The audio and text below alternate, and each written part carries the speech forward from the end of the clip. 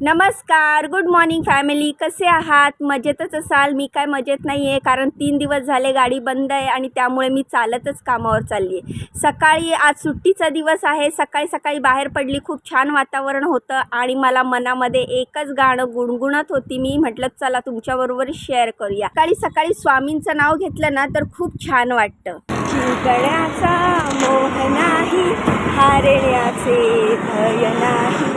जिंकण्याचा मोह नाही, हारण्याचे भय नाही. स्वामी शक्ती ज्याच्या पाठी, वेदनेच्या सुटती गाठी. स्वामी शक्ती ज्याच्या पाठी, वेदनेच्या सुटती गाठी. सोबतीला नाही कुणी, सोबतीला माझे स्वामी. सोबतीला नाही कुणी, सोबतीला माझे स्वामी. उन्हामध्ये सावली स्वामी, दुःखामध्ये सुख हे स्वामी. कष्टामध्ये फळ हे स्वामी, वेदनेचा अंत स्वामी. उन्हामध्ये सावली स्वामी, दुःखामध्ये सुख हे स्वामी. कष्टामध्ये फळ हे स्वामी, वेदनेचा अंत स्वामी. बोला श्री स्वामी समर्थ, जय जय स्वामी समर्थ. श्री स्वामी समर्थ, जय जय स्वामी समर्थ. महाराज श्री स्वामी समर्थ, जय जय स्वामी समर्थ. श्री स्वामी समर्थ, जय जय स्वामी समर्थ. श्री स्वामी समर्थ महाराज की जय.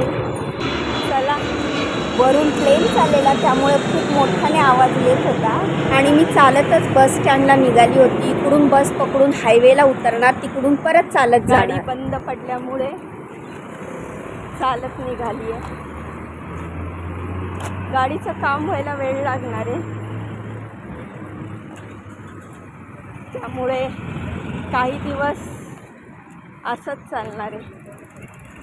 चालत मी बस स्टँडला आली, तिथून बस पकडली, त्यानंतर हायवेला उतरली आणि पुन्हा गेटमधून आतमध्ये 10 ते 15 मिनटं चालत निघाली. तर चालता गाणं गायलं की थोडंसं दम लागतो ना, पण मला असं वाटलं की चला मी जे मनात गुणगुणते ते मी माझ्या फॅमिलीबरोबर पण शेअर करावं.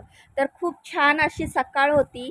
उशिरा कामावर चाललेली, त्यामुळे बरं वाटत होतं. जरा सकाळी पहाटे रोज जायला कधी कंटाळा येतो ना, कधी उशिरा जायला मस्त वाटतं. तर आता मी तुम्हाला कामावरचं माझं रुटीन दाखवणार आहे.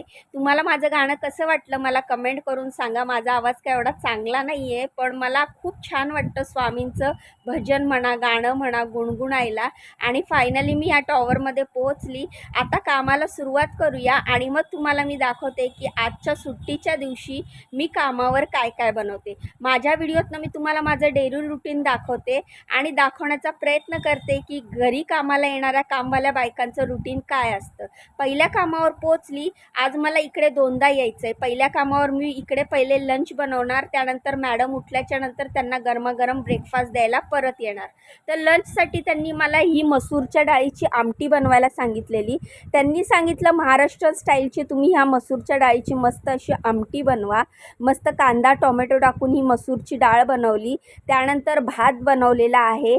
तर हा स्टीम राईस आहे. त्यानंतर मी मस्त असे वांग्याचे काप बनवलेले आहेत. तर हे वांग्याचे काप जेवढे छान दिसतात तेवढेच टेस्टी पण झालेले. याची फुल रेसिपी जर तुम्हाला पाहिजे असेल तर कमेंटमध्ये सांगा. मी याची फुल रेसिपी लवकरच तुमच्याबरोबर शेअर करेन. तर हे वांग्याचे काप बनवून मग मी आता परत दुसऱ्या कामावर जाणार आहे आणि त्यानंतर पुन्हा ह्या कामावर येणार आहे, कारण मॅडमना गरमागरम ब्रेकफास्ट द्यायचा आहे. तर अशा प्रकारे मी हे वांग्याचे काप बनवलेले. ह्याच्यासाठी जे वाटण तयार केलेलं ते पण मी तुम्हाला रेसिपीमधनं लवकरच दाखवेल. खूप टेस्टी झालेले हे वांग्याचे काप.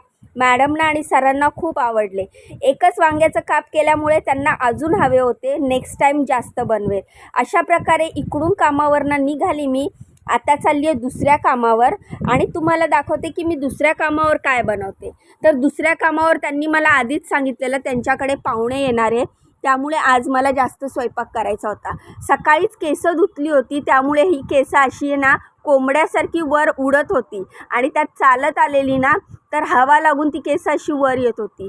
आता कामावर जाणार, हातपाय धुणार आणि लगेचच कामाला सुरुवात करणार. इकडे सर्वांना नाश्त्यासाठी कर्ड राईस बनवला होता. बघा किती छान दिसतोय ना. मस्त लाल मिरची, मोहरी, उडदाची डाळ, कढीपत्ता ह्याची फोडणी टाकलेली, एकच हिरवी मिरची टाकलेली, खूप सारी कोथिंबीर टाकलेली आणि नाश्त्यासाठी हा कर्ड राईस बनवलेला. तर इकडे 4 जण पाहुणे येणार होते, तर त्यांच्यासाठी मला लंच बनवायचं होतं. तर खूपच टेस्टी आणि मस्त असा हा कर्ड राईस झाला होता. इकडे ह्यांना माझ्या हातचा कर्ड राईस खूप आवडतो. त्यानंतर हे पालकचे पराठे केलेले. इकडे पालकचे पराठे बनवण्याची वेगळी पद्धत आहे. प्रॉपर पालकची भाजी बनवून त्याच्यात बेसन पीठ टाकून त्यानंतर त्याच्यामध्ये पीठ मळायचं, जेणेकरून त्यांना असे पराठे आवडतात. तीळ ओवा टाकलेला मस्त असे पालकचे पराठे बनवले. इकडचं काम संपलं. मी एकंदरीत 20 ते 22 पालकचे पराठे बनवलेले आणि आली परत पहिल्या कामावर. इथे ॲव्होकाडो टोस्ट सँडविच बनवलं. नाश्त्यासाठी मॅडमना गरमागरम दिलं आणि त्यानंतर आली तिसऱ्या कामावर नाश्त्यासाठी हा बेसनाचा चिला बनवलेला. त्यांनी बेसनामध्ये ऑलरेडी पाणी टाकून ठेवल्यामुळे ते बॅटर थोडं पातळ झालेलं, त्यांना समजला नाही पाण्याचा अंदाज आणि त्यामुळे हे चिले असे झालेले, पण खूप सॉफ्ट झालेले, त्यांना खूप आवडले. तर नाश्त्यासाठी बेसनाचा चिला बनवला आणि भाजीमध्ये म्हणजेच डाळीमध्ये अख्खी मसूरची आमटी बनवलेली. तेवढ्यात कॅमेराला गरमागरम वाफ लागली आणि थोडासा व्हिडिओ बिघडला. तर हे अख्खे मसूर त्यांना असे अख्खे दिसलेलेच आवडतात बरं, आणि अशी सूप म्हणजे रसदार अशी भाजी आवडते. त्यानंतर भात बनवला, चपात्या बनवल्या. ज्या ज्या घरामध्ये मी स्वयंपाकाचं काम करते ना, त्या घरामध्ये त्यांना जसं आवडतं, त्यांची जशी टेस्ट आहे, ते जसं सांगतील तसाच स्वयंपाक मी बनवते. कुठे कुठे मसूरच्या डाळीमध्ये वाटण घालून करावी लागते, पण इकडे शक्यतो वाटणाचं जेवण खूप कमी खाल्लं जातं, कारण ते आहेत सिनियर सिटिजन आणि त्यामुळे त्यांना पोटाला त्रास होऊ नये यासाठी साधंच जेवण बनवलं जातं. तर इकडचं काम संपवून मी निघाली घरी जायला. तर आता चालली आहे घरी गेल्यावर आज एक मुलासाठी नवीन डिश बनवायची. डिश म्हणजे काय हो, हेच थंडगार. मुलांना हे उन्हाळ्यामध्ये खूप आवडतं. तर आज मी घरी फालुदा बनवणार आहे. चला तुम्हाला दाखवते मी फालुदा कसा बनवते. तर हा फालुदा रेडीमेड पॅकेट होतं आणि त्याच्यामध्येच हा मी फालुदा बनवलेला आहे.